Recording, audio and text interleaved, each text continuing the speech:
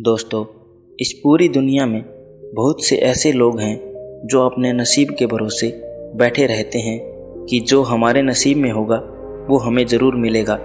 लेकिन ऐसे लोगों को ये समझ में नहीं आता कि नसीब में होगा वह ज़रूर मिलेगा, लेकिन उसके लिए हमें कुछ तो करना होगा।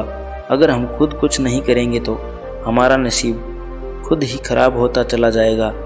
इसी बात को लेकर आज मैं आपको एक ऐसी कहानी सुनाऊंगा जो आपको आपके नसीब के बारे में बताएगी। उम्मीद करता हूँ आप इस कहानी से बहुत कुछ सीख जाएंगे। और जो लोग ये कहते हैं कि हमारे नसीब में है वो हमें ज़रूर मिलेगा, वो लोग इस कहानी को ज़रूर सुनें। तो चलो बिना समय गंवाए कहानी की शुरुआत करते हैं। किसी गांव में एक बहुत ही ज्ञानी पंडित रहा करता था। पंडित आजू बाजू के सारे ही गांव में बहुत ही प्रख्यात था। उसका परिवार ज़्यादा बड़ा नहीं था। पंडित अपनी पत्नी के साथ अपने बहुत बड़े घर में अकेला रहता था, क्योंकि पंडित को कोई बेटा तो था नहीं, बस एक बेटी थी जिसका विवाह पास के गांव वाले एक लड़के से हो चुका था। पंडित ने शादी से पहले अपने होने वाले दामाद की अच्छे से जांच पड़ताल की थी और अपनी बेटी का भविष्य भी ठीक से पढ़ा था। तब जाकर उसने बेटी की शादी की थी। लेकिन चंद सालों में ही पंडित का दामाद बुरी आदतों के चुंगल में फंस गया।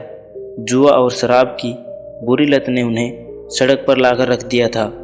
अपनी बेटी की ऐसी दुर्दशा देखकर पंडित की पत्नी काफ़ी दुखी होती थी और अक्सर पंडित जी को कहा करती थी, तुम जाकर उनकी मदद कराओ।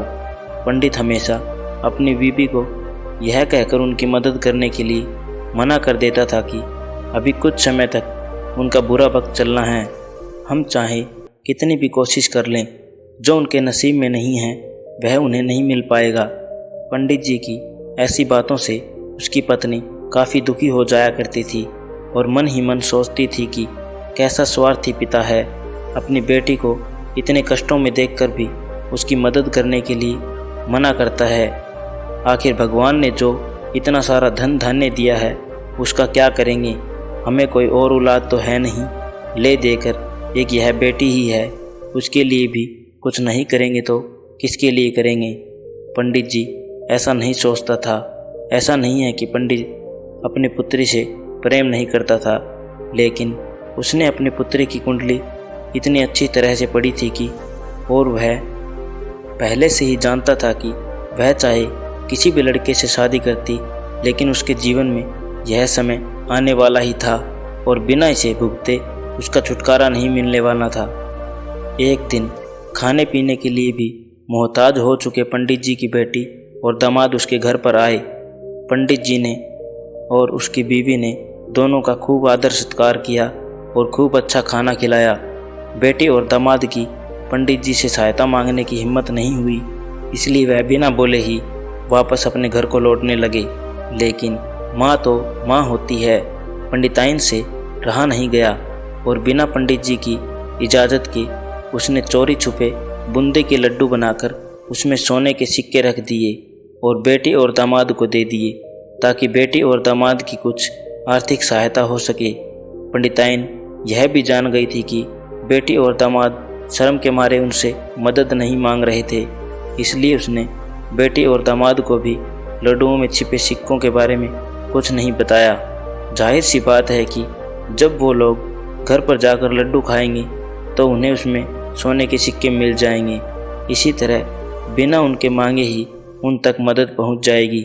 सोचकर पंडिताइन मन ही मन अपने बेटे की मदद करने के लिए बहुत खुश होने लगी। पंडित के दामाद और बेटी उन दोनों का आशीर्वाद लेकर अपने घर की तरफ रवाना हो गए। उन दिनों गाड़ियां तो होती नहीं थी, घोड़ा गाड़ी या बैलगाड़ियां चला करती थी। पैसे न होने के कारण चीज़ों की लेन देन से ही व्यवहार होता था। बेटी और दामाद का गांव पंडित जी के घर से कोसों दूर था, फिर भी पैसे की कमी के चलते वह चलकर अपने गांव की तरफ निकल पड़े। थोड़ी दूर ही चले थे कि पंडित की बेटी के पैर में मोच आ गई और अब उसको चलना भी मुश्किल हो गया था। पंडित के दामाद ने जब देखा कि उसकी बीवी अब बिल्कुल चलने में सक्षम नहीं है तो उसने एक तांगा अपने घर तक किराए पर ले लिया दोनों पति पत्नी तांगे में बैठकर घर तक पहुंच गए, लेकिन तांगे वाले को देने के लिए उनके पास पैसे नहीं थे। इसलिए जो लड्डू पंडिताइन ने दिए थे वही किराए के तौर पर उस तांगे वाले को दे दिए। तांगे वाला बूंदी के लड्डू को लेकर वहाँ से चला गया। तांगे वाला अपने घर की तरफ जा रहा था, तब उसे एक हलवाई की दुकान दिखी। उसने सोचा कि थोड़े से बूंदी के लड्डू से मेरे घर के लोगों का पेट थोड़ी भरने वाला है, इससे अच्छा मैं इन बूंदी के लड्डुओं को बेचकर उनसे कुछ चावल खरीद लेता हूँ। तांगे वाले ने बूंदी के लड्डू हलवाई को बेच दिए। जिस गांव में वह हलवाई रहता था, उसी गांव में एक आदमी ने अपने घर में पूजा रखी थी और उसी पंडित को उस पूजा के लिए बुलवाया था। पूजा में लगने वाले प्रसाद के लिए उस आदमी ने उसी हलवाई से बूंदी के लड्डू लिए जहां पर उस तांगे वाले ने बेचे थे। हलवाई ने भी उस आदमी को तांगे वाले से खरीदे हुए लड्डू ही पहले दिए ताकि वह खराब ना हो जाए, क्योंकि वह नहीं जानता था यह लड्डू कब बने हैं। पूजा खत्म होने पर दक्षिणा और बूंदी के लड्डू लेकर जब पंडित जी अपने घर आए और खाना खाने बैठे तो प्रसाद में लाए बूंदी के लड्डू खाते वक्त लड्डू से सोने का सिक्का निकला। इस घटना को देखकर पंडिताइन की आंखों में आंसू बहने लगे। पंडित ने जब पंडिताइन से उसके रोने का कारण पूछा तो पंडिताइन ने पंडित को सब कुछ बताया और पंडित से उनकी बात को भरोसा ना करने के लिए माफ़ी मांगी। पंडित ने पंडिताइन के आंसू पोंछे और कहा कि तुम्हारी तरह मैं भी हमारी बेटी को बहुत प्रेम करता हूँ, लेकिन अगर हम उसकी अब मदद करते हैं तो दामाद हमसे हमेशा ऐसे ही मदद की अपेक्षा रखेगा और वह अपनी बुरी आदतों को कभी नहीं छोड़ेगा। पंडिताइन भी अब पंडित की बातों से सहमत हो गई थी। 2-3 महीने बीत गए। पंडित के दामाद और बेटी फिर से एक बार उसके घर आए और इस बार उनकी परिस्थिति पहले से बेहतर थी, क्योंकि पिछली बार खाली हाथ जाने के बाद दामाद ने नया काम शुरू किया था और अपनी सारी बुरी आदतें भी छोड़ दी थी। दोस्तों, नसीब का लिखा नहीं बदलता। यह कहानी आपको कैसी लगी? क्या आप भी नसीब पर भरोसा रखते हैं या फिर उन लोगों में से है जो अपना नसीब खुद अपने हाथों से लिखना चाहते हैं? एक बार कमेंट बॉक्स में ज़रूर बताना। और अगर आप ऐसी ही अच्छी अच्छी कहानियाँ सुनना पसंद करते हैं तो कृपया अपने चैनल को सब्सक्राइब कर देना और घंटी का बटन ज़रूर दबा देना ताकि कोई भी कहानी आपसे ना छूटे। थैंक यू दोस्तों।